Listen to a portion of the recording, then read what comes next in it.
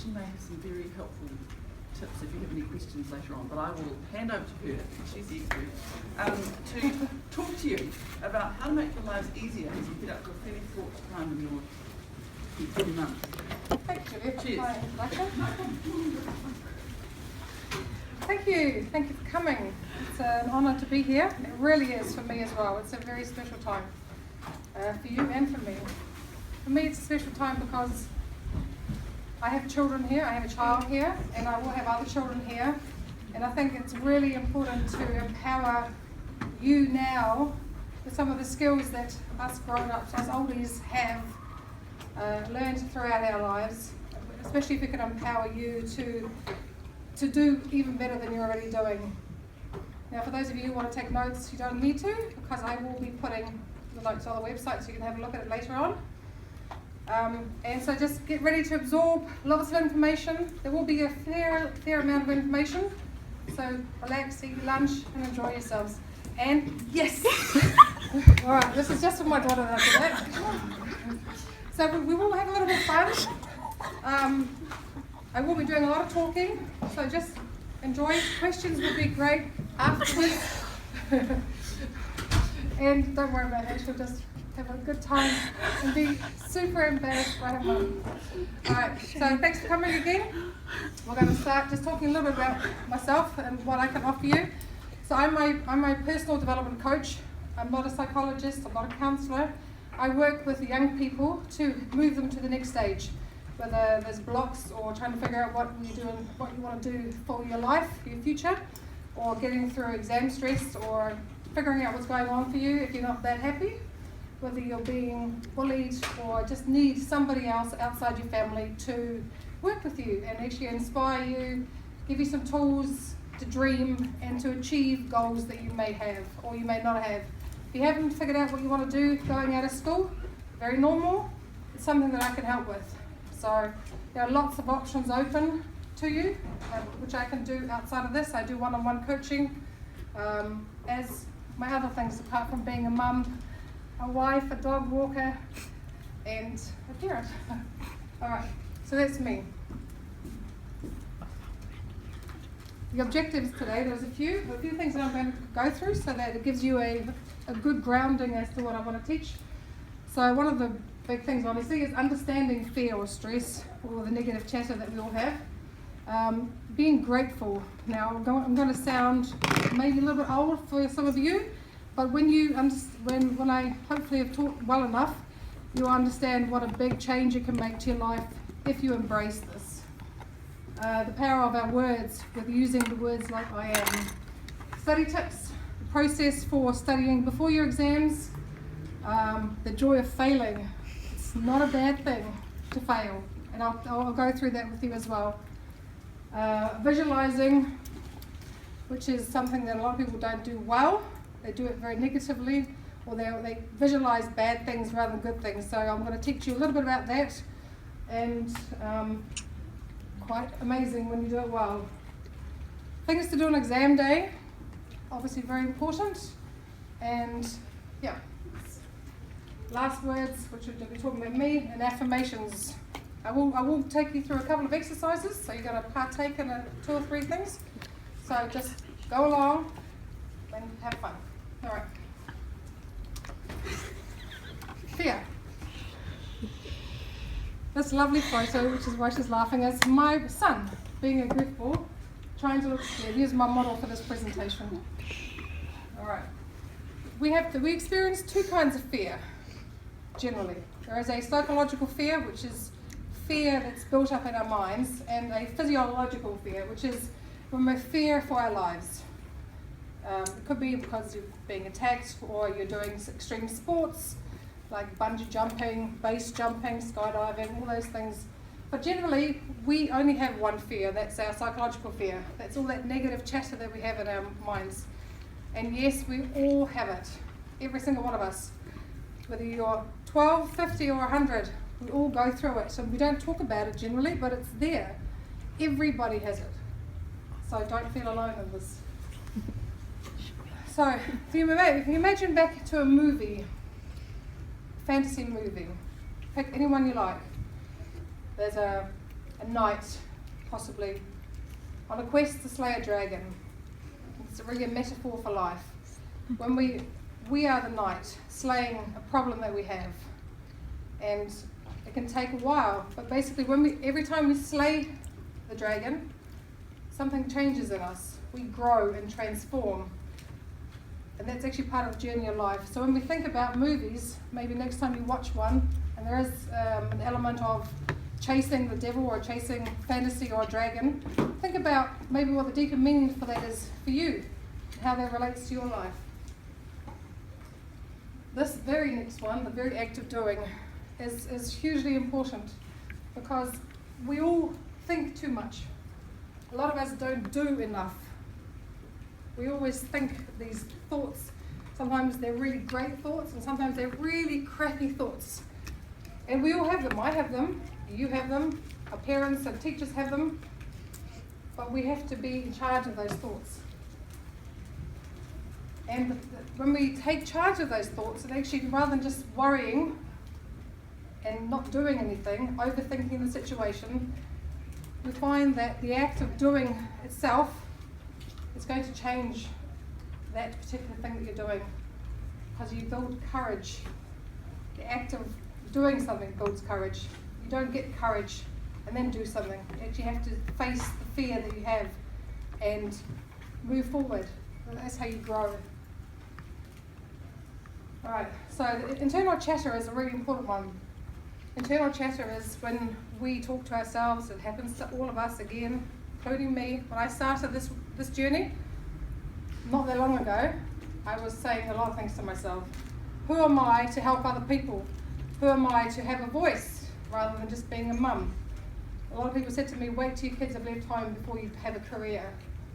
I said, that's not really what I want to do. I don't want to stay home and just be a mum. There's more to me. But the negative chatter took a long time to die down because I thought a lot and didn't act a lot for a long time. But negative chatter is what we all have. It can be about anything. It can be about, should I eat that? Or should I take this study? Or should I go and talk to somebody who I don't know because what will they think about me? We have so many thoughts that we have that we are too scared to address. But addressing those thoughts, it changes how things are, because our minds imagine a lot of things that aren't actually true and will never be true. So imagine that, I'm going to take people that I know in the room. Imagine that Natalia was having a really bad day and she was full of doubt and loathing for herself. And imagine she said that out loud. Imagine she said, oh shit, I can't do this. I'm too stupid. Imagine that you were listening as a friend, as her best friend. And what would you be thinking? Wow, okay, that's cool. She says she's stupid. Does that make you feel good? If I was listening to my best friend saying, shit, I can't do this. I'm not smart enough. My friends are doing better than me. I'm a failure. I'm too stupid. I'm not nice enough. And you were listening to your friend, I bet most of you would say, stop that. It's not okay to say that. Be kind to yourself. Anybody agree? Yeah? But we don't give ourselves the same respect and love. If we did, we wouldn't be so hard on ourselves. And it's a lesson that we have to learn as we grow. Be kind. Be as kind to yourself as you would be to your best friend, because at the end of the day, it's only you've got to look after. Everybody else has got an ulterior motive, whether it's a kind one or a bad one. Nobody can love you like you can. So you've got to listen up to those voices maybe, or chatter in your head. And actually, when you think about what you're saying to yourself, just take a moment and stop and say, shit, if my girlfriend was talking to herself like that, would I put up with that? Because you don't need to. I'm going to give you a scenario, a different one. Just bought a ticket to go to Queenstown. I'm super excited. I jump on the plane, take my seat, buckle up, waiting for the safety video to go on. Do I ever once think, shit, I hope the pilot knows where he's going? Has he flown to Queenstown before? Does he know how to fly a 747? Would you ever think that? The pilot has 100% certainty he knows where he's going. But we don't, often, or nearly enough. We kind of let life take us over, or we get told what to do by other people, whether it's our family, our friends, our grandparents, our teachers. We as young people, we let life get directed by others instead of choosing our own path a lot. Yeah, we need to be certain. We need to be certain about what we want. We need to be certain about how we get there. Because if we let other people tell us what to do all the time, we're not going to get to where we need to go. Yeah, so sometimes it's just the worst thing to do. You need to take charge of your journey. One of my favourite things. Is that also your brother? Gratitude. Gratitude is when you are not just saying thank you to somebody, but really being grateful in the moment that you get to live. You are alive right now. You have friends right now. You are healthy. You have your eyes and you can see. You think about all the wonderful things. You can smell. You have hands and you have legs. You get to study. You know, we take a lot of things for granted. The fact that you have food to eat. There's millions of people in the world that don't get to eat anything. Or anything they want to. They don't get accommodation. They don't have parents possibly or siblings. Yeah? We take a lot of things for granted, especially internet. I do. I know a lot of us are addicted to it these days. Yeah? But actually, I remember somebody said to me recently, oh shit, my internet's not working. Like the world's dying. But actually, rather than going, it's a real negative, you could turn it around and go, actually, it's a real positive. See how far we've come. Yeah? Just that little glitch has made us appreciate the internet when we do have it, rather than taking it for granted. Life is the same. We can be grateful for crap that happens. You just got to take a moment and just go, actually, what can I learn out of this? Every situation has a positive. Every argument has a positive. It might not seem like it at the time. Every failure has a positive. We just got to look for it. If you ask 5 different people about the result of a failure, every single person will see it a different way. It can be anything. I mean, you could just think about anything. Alright, next thing, with gratitude. Now I know, because I deal with a few children, a few young ladies and young men, that we, as part of our gratitude, could do a lot more. Now I know a couple of people have said, when I really can't bother going to school, it's really boring. I'd rather be out with my friends on the waterfront, playing Pokemon Go or other things. But actually, being grateful to your teachers, to your parents and caregivers would be really awesome if you don't already feel that way. Because being in a state of gratitude makes you in a happy place to start with. I know that's hard sometimes, but our teachers here, your parents, a lot of people are involved in your lives, whether you like it or not, and they do a lot for you. Parents especially, teachers especially. You know, you spend a lot of time with these teachers, and even though you might not teach the way that they would teach, or they do teach you, being grateful that they show up for you, being grateful that your parents pay the free education that you get here, yeah? And actually maybe just saying thank you, and not just, hey, thanks Mum, but thank you so much for letting me come here. You probably moved house, I know we did, we moved house to be in zone to come here. We spent hundreds of thousands of dollars to make sure our daughters could come here. Yeah? The teachers who would have spent 5 years maybe just to go to school to teach you, saying thank you to them. Thank you to yourselves as well. Yeah? Because self-care and self-love is really important. Because without feeling grateful, the world is never as good a place as it is when you are grateful. Yeah, you're in a different state. You attract different people to you, whether it's friends, parents. You have a different relationship with yourself when you're in a state of gratitude. So have a think and see how you could maybe change somebody's afternoon today or evening by actually being really grateful for what you have right now. It makes a big difference. Right, and that includes for your attitude as well. Study tips. Now, so you know some of these already because you've all been studying for a few years. So take out of this what you would like.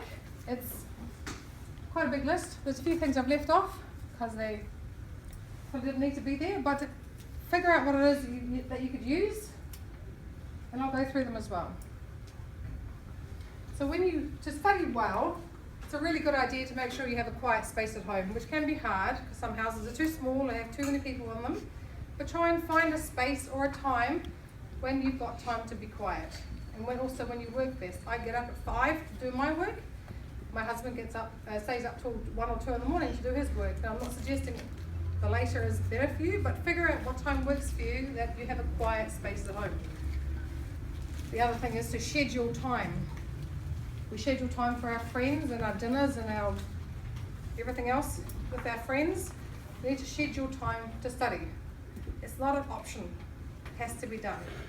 If you don't study, you won't do as well as you would if you did study. You have to commit. I know it's a painful scenario sometimes because you do so much work here already, but to get ahead, you need to grow. You need to do well with growth. Even if you don't like the subject, it can be turned around to a state of gratitude. Be grateful that you are learning something, even if it's not your thing, because you never know where that knowledge can lead you down the line. This is one that most grown-ups still don't do right because we just don't think about it. To do study well, to get motivated to do study really well, it's a really good idea not to do all the things you want to do before you study. So if you banish yourself in a room, you don't say, actually, I'm just going to go for a walk. I'm actually just going to go and have a Mars bar or a Snickers or a Powerade or anything. I'm going to treat myself to a reward after I finish study because it actually gives you a motivation to get the study done. Could be spending that extra half hour on social media instead of studying isn't going to get you studied. Yeah, it's not going to help you absorb the information that you need to do. So to be successful now, at my age, when you're 80, you've got to do the things you don't want to do first. Get them out of the way. Do them as quickly as you can every day. This is a huge thing and it sounds simple, but unless you apply it, you're going to get the results you always got. Okay? I'm not sure how many of these things you know, so please bear with me. Limit your study periods. Most of you know, possibly, that 30 or 40 minutes of study is enough. Then you kind of need to have a rest. So say 30 or 40 minutes, you stop studying for a while. Go for a walk. Go outside. Go for a dance. Put on your headphones if you haven't been studying with them. Just recharge your batteries. Have a drink of water. Yeah? And then go back to it if you need to. Do another study session. Practice. Now, it's not always as easy because I talked to Natalia about this as well. You learn a lot of stuff that you may or may never use again outside of school. But if you were to buddy up, or if you were to ask your parents or somebody you knew, if you could use that stuff that you've learned, put it into practice, you might find you absorb that information much better and retain the information as well. So try and do that if you can. Visualize. How many of you can visualize? It's right if you say no. But I'm going to tell you, even though most of us think we can't do it, we can. Because how do you get from your bed in the morning to the bathroom? It's a visualization. You see what it is you need to go, where you need to go before you do it. With almost everything we've learned that's now subconscious, yeah? We can visualize pretty much anything. If I say, go to your classroom, you will visualize where you need to go so that your brain can take the steps to take you there. So, visualizing is a similar process. You've got to wind down, you've got to close your eyes, maybe not. Maybe just have that image in your brain where you figure out what the outcome is that you want. Is the outcome that you just can't give a shit? Oh, I can't be bothered. Or is the outcome that I want to do 5% better than I did last time when I did this particular exam? Or 10%? You want to set yourself small goals as well when you visualize, for exams especially. Because it takes time to get really good at something. A young baby, when he or she is learning to crawl, doesn't just go from not being able to walk to walking or crawling. It takes practice. Yeah? We forget that we're really hard on ourselves. We expect to be able to master everything all the time. But life isn't like that. So give yourselves a break. Visualize what the outcome that you want and just take small steps to them. 5% better is better than no percent better. Yeah? And every time you do something, just try and aim for 5%. And if you add those 5% up, hey, very soon you're going to do really, really well. So listening to music has been scientifically proven to help you learn and absorb information better. Music with bass or classical music are the two top choices. If you don't like music, that's fine too, but it does help. So if your parents say to you, you shouldn't be listening to music like I have done on the odd occasion, just say, Mum, actually, it's a proven technique that works. Listening to music is very good. Yeah. Right. Believe in your ability. Sometimes you go, yeah, but I can't do that. Again, it's about listening to yourself when you're talking to yourself in your brain. You can choose to say, actually, you know what? I can't do this. And you're going to go, argh. You're going to feel bad. Yeah? But even if you just cheated yourself, you cheated your mind and said, I'm going to lie. You've heard that.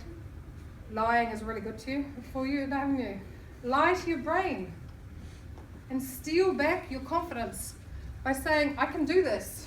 You've got to say really good things to yourself.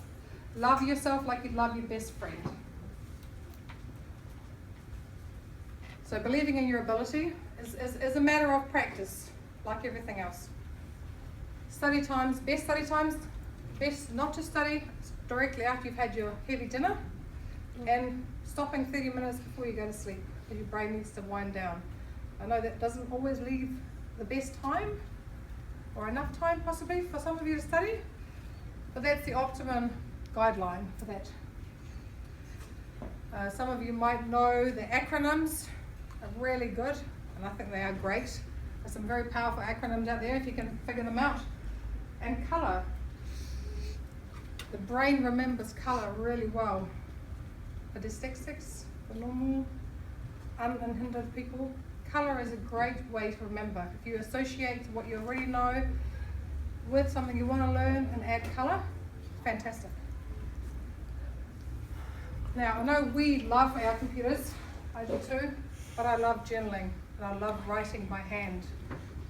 Using your fingers to write and rewrite your notes that you've learnt in class makes the brain connection much stronger than typing it out of a computer.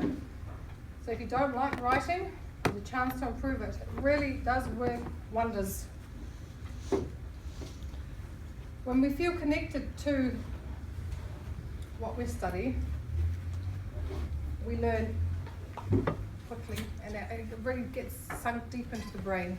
So engaging your emotions to what you're studying, which can be emotional feeling, can be senses, hearing, touch, smell, any of those, adding those to what you're learning is a really good idea. Budding up. Sometimes the best way to learn is through helping other people. Find somebody who you maybe haven't worked with or you have already worked with, your best friend if they're doing the same subject, somebody else who might need help, and buddy up and study together. I hear Skype butting up works really well. Alright, mentoring. If you mentor somebody else, first of all, you'll feel that you're actually know quite a lot already. If you're buddying up somebody that isn't quite as advanced in this subject, maybe they're really good at another subject. Maybe you could help each other in different areas. So buddy up with somebody who maybe needs to learn more than you do in the subject, because it will empower you to feel stronger and practice failing. Failure is part of life. Failure is quite a powerful word, but it has all the wrong connotations. A lot of people that I know that are as old as me still don't get that failure is part of growing. You don't fail, you don't grow. End of story. And we are here to grow. You're here to grow physically and emotionally and spiritually. So failure has to happen. Don't be bad about it. It happens to everybody. So the big thing is with failure is that you learn and you move on. Learn the lesson. I know some people that have not learned the lesson after 10 times. If that's you, find a different strategy. Yeah? I reckon failing twice at the same thing means you've got to relook at what you're doing. Change the direction. Talk to somebody else if you don't know how to change what it is you're failing at, and figure out a different strategy. And that is for life. So, acronyms. I love this. First, attempt in learning is my fail. Failing feels pretty good to me now.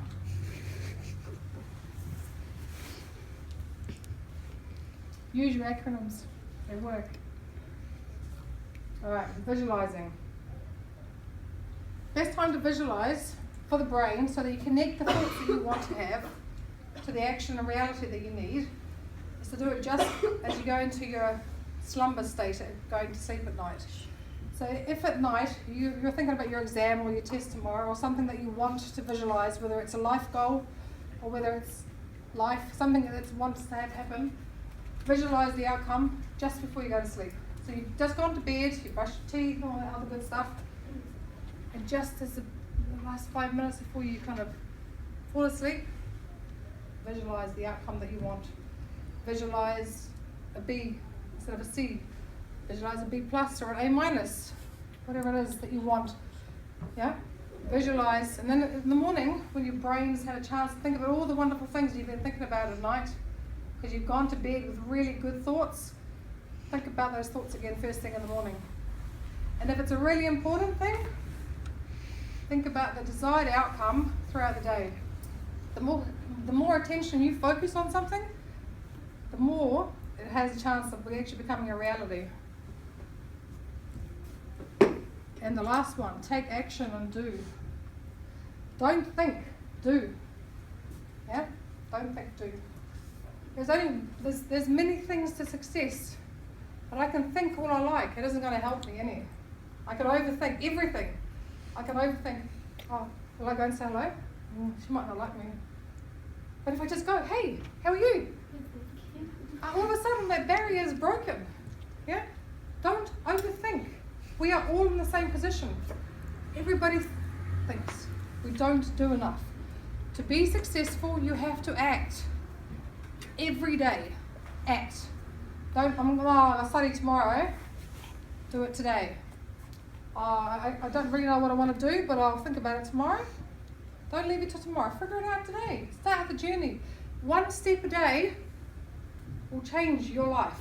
So act on everything that you need to do. Do not delay. Act today. That sounds good. All right. Mindsets. So you might be one or the other. I'm really hoping you'll be in the growth mindset. I know a lot of people that have a fixed mindset. So a fixed mindset is when you feel everything you do is tied to you as a person. I am what I am. I am my exam result. If I fail my exam, I'm a bad person. If I fail, I'm stupid. But it's not the case. You need a change in mindset. You have a growth mindset, you go, actually, what I've done, regardless of the result, it's not me as a person. It's an outcome of something that I've produced. Yeah? So rather than saying, I don't know people are like this, because I see it every day. I have one particular person in mind for this, but it's not about the ego. The ego is our chatter saying, how dare you? How dare you think like that about me? Yeah? How dare you talk about like that to me? How dare I talk to you, but you can't talk to me? By feeling that you're not confident enough, but that the failure is just to do with you as a person. Or that if somebody doesn't like you, that it's about you. Actually, it's not about you. You don't like me? What, my hair? My hair? I'm too tall, I'd intimidate you? Yeah, but we think that it's about our ego rather than our growth mindset. So we can choose not to feel that way by listening to the words that we use, by choosing a different scenario, by choosing to grow. I choose to be a better person. I choose to challenge myself because tomorrow I will be better than today. I choose to feel good about myself even though I didn't do well on my exams. I choose to study harder next time because I know what I didn't do well on. Yeah? I choose to say, you know what? You don't like me, that's okay. Because not everybody's going to like me. But everybody's going to agree with what I say, that's okay too. You've got to take out of it what you want, but don't let that affect you as a person. Let the ego go. Learn without taking everything personally. Neuroscience. All the study that we've done around brains says if you don't take things too personally, so personally, and understand that growing doesn't mean you're a bad or good person depending on the result, that you do better in life. So have a growth mindset. Be okay with failure. Be okay with growing. Be okay with not having everybody like you. Be okay with somebody saying to you, you know what, yesterday you were my best friend, today I actually don't like you. Because actually I'm having a bad day. Don't worry about it. It shit happens. Don't take it personally, yeah? So,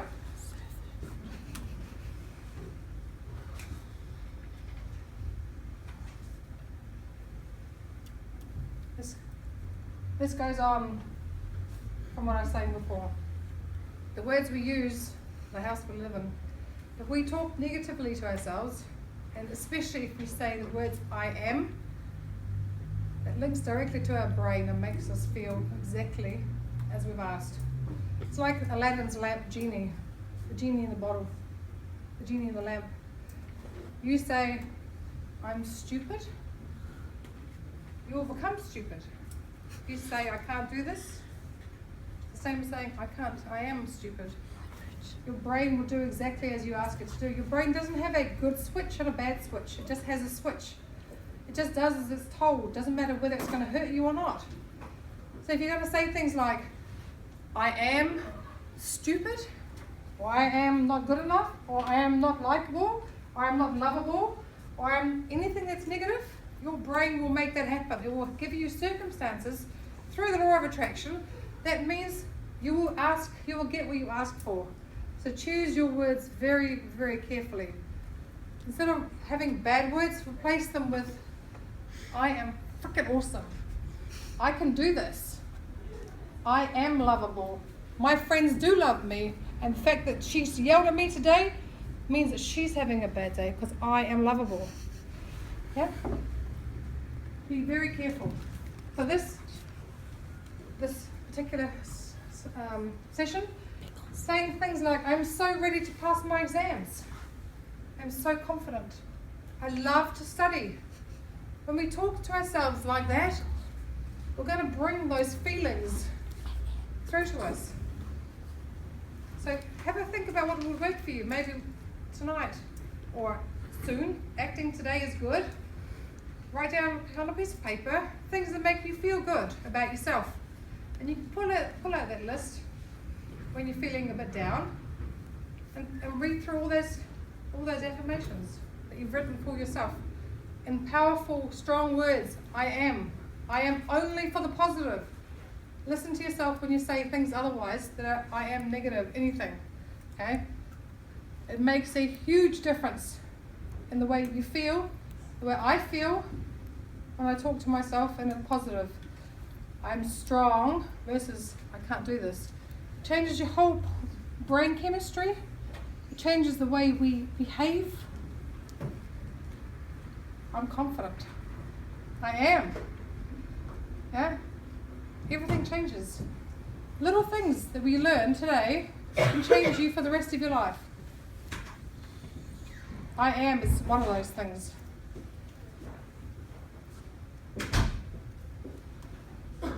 Exercise.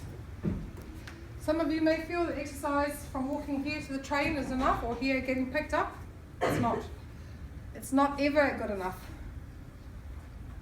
So, especially before exams, and really any other day of the week, make time to get fresh air. 20 minutes before exams is the best time. You look at this picture. This is a person who hasn't exercised before an exam. There's almost no neural activity there. This one, the brain is raring to go and study, pass exams. So every day, if you're not doing sports at school, find an outlet. Find 20 minutes at least a day to do some walking or some exercise. Right. Exam day is here. It's 6:40 in the morning. Before you jump out of bed, you've got to take a couple of minutes just to think about what you want to see today. I'm going to think about what my day is going to look like. Of course, if I wake up with a bad mood, it's not going to help me any, because that bad mood is going to stay all day and things just get worse. So visualize what you want to see when you wake up at 6. Don't get out of bed, just have a think about the day you want to have. So choose your state of mind. Exam day, make sure that you eat really well. And I don't mean Powerade or V or anything like that. I mean eggs and almonds and things that have high protein and complex carbohydrates, like your parents may or may not have told you about already. And drink water. Keeps your blood sugar levels steady and will help you keep concentrated. Exercise we've covered. Smile. Smiling has a psychological effect on the brain. It gives you a whole bunch of hormones, and one of them is a happy hormone. Smiling helps you relax, helps you breathe better, helps you calm down, lifts depression. There's a whole range of things to do for smiling. So smile right now. Smile at somebody. Smile at me. Smile at somebody. If you can sustain smiling, it just lifts you up. So smile. Smile at everybody. Hello. Hello. All right. Believe you can. We talked about this already, but it's a really good thing to reinforce. If you go into an exam and you've gone, you know what, I can do this. I can lie to myself. I can cheat my brain. I can do this. You're going to feel so much more confident than when you go in there and you're kind of, tired and you're having your V and you're having your Mars bar or whatever. You feel good. You look after yourself. You smile. You walk in confident. You sit down and you go, wow, I can rock this exam today. Believing in yourself will change that. To release the fear that you feel. Remember to say lots of positive affirmations, maybe just before you walk in, or just as you sit down. And there's also this other thing that I saw recently on television, which I just love. Now it's a bit goofy, so just bear with me. But it was on TED. You guys girls heard of TED? TED Talks? No. It was like one of the top rated 15-minute clips ever on TED. And it basically says, rather than sit down, that's right.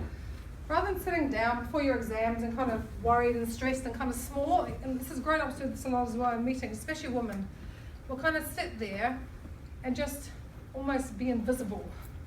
It changes your brain chemistry again. By standing up tall, feeling confident and tall and proud and sticking the old boobs out and shoulders back. It changes the brain chemistry because it releases testosterone in the brain. It gives you a confidence boost. Confidence boost is something you might want just before an exam. Powerful stances, confidence, strong woman. Even it looks goofy, it works. Who doesn't want a testosterone boost just before they go into an exam? You could do it together and go, hey girls, we're going to rock this exam. Or you could go into the bathroom, into the store. But imagine if you all did it together to support yourself. Imagine if you checked on each other before the exams. Go on, we are going to rock. Oh, sorry. After exams, it's really important, just like I said earlier, with not rewarding yourself before you do something. If you've done really well with your study, reward yourself. I don't know what that reward would look like for you. You would know that really well. Find something to reward yourself with. Could be a giant marshmallow. Could be some time with somebody you love. Could be reading a book, whatever it is. Reward yourself after you've done an exam, because it'll remind your brain for next time that it's actually okay. This little bit of hard slog, it's going to mean I get something yummy at the end. Yeah? So reward yourself after you've done something well. Don't reward yourself first, after. Because otherwise you're training your brain to do the wrong thing.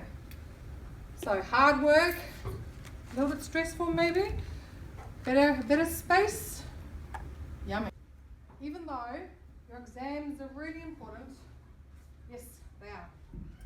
Even though you might not want to do them, and they stress you out, or they might not after today, they are only a tiny little step on the journey of life.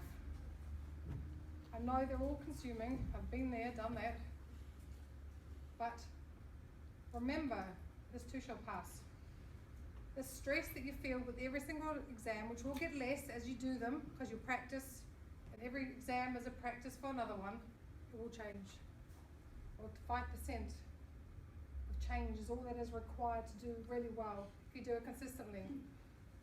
Don't try and get, if you're failing something or just achieving, don't try and aim for 100% because the stress doesn't help you at all.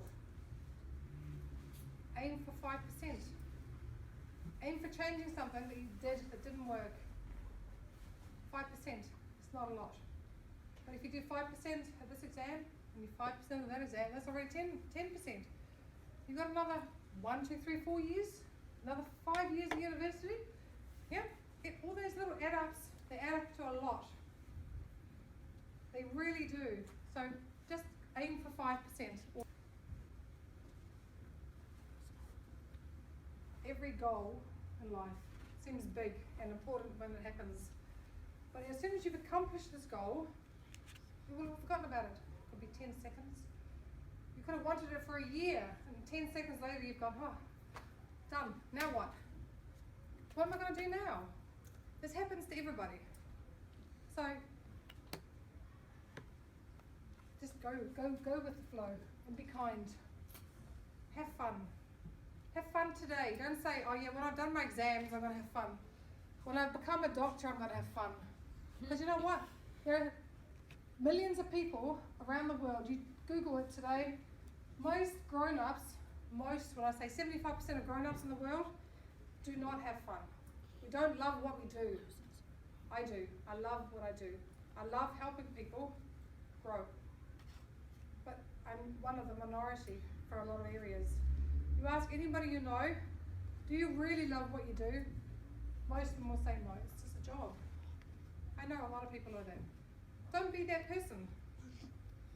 Choose to follow what you want to do. Don't say, oh, mum has said I have to be a doctor or a vet or a scientist or whatever. Do what it is that lights you up, because we have so many unhappy people here already. Don't join the race. Be part of the 5% that actually go, you know what? I know you want me to be a doctor, but I want to be a musician. I want to play guitar. I want to be a ballerina. Whatever it is.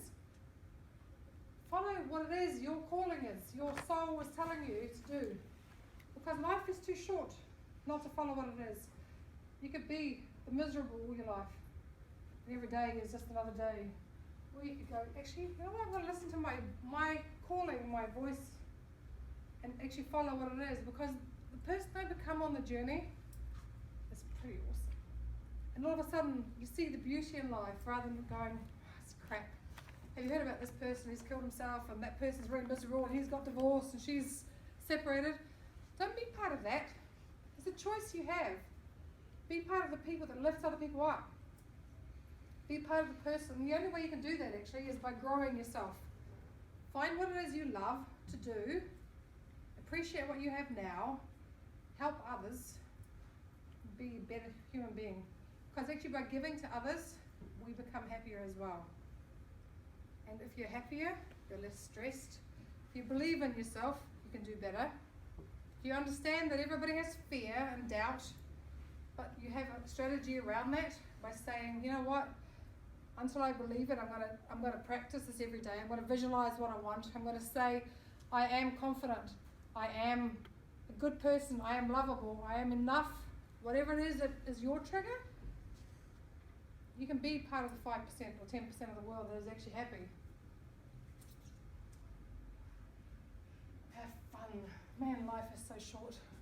The amount of people that have died recently that I've heard about, not directly by me, but a lot of people have died recently. Don't be that person that hasn't had fun. We don't want anybody being Scrooges. Yeah? Have fun. Life is short, really short. Yes, study. Yes, follow what you want. Yes, do as you're told by your parents and caregivers and your teachers. Have fun. Every day, have fun. Have fun as a reward for after you study. Do something that has fun. Whether it's singing, even if you can't sing. Whether it's dancing, even if you can't dance. Whatever it is. Fun is important in life. Be passionate. Yes, you're allowed to scream sometimes. Yes, you're allowed to be angry. Of course, we all have good days and we have bad days, regardless of how we're trying to grow. Be passionate. If somebody hurts you, don't say that's it. Don't say that's it. Just say, you know what? My friend hurt me, my brother hurt me, my sister, my dad, my parents, whatever. It's okay. We all go in waves, yeah? We've got to keep growing. We've got to keep loving. Love makes us stronger.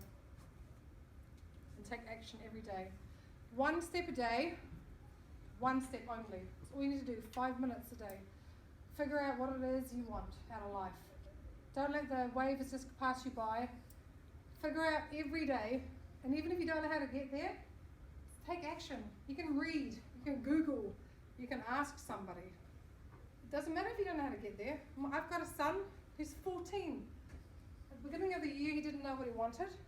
Really? Now, every day he takes action, and he's only 14. He doesn't want to be something amazing. He wants to drive shot over jet boats.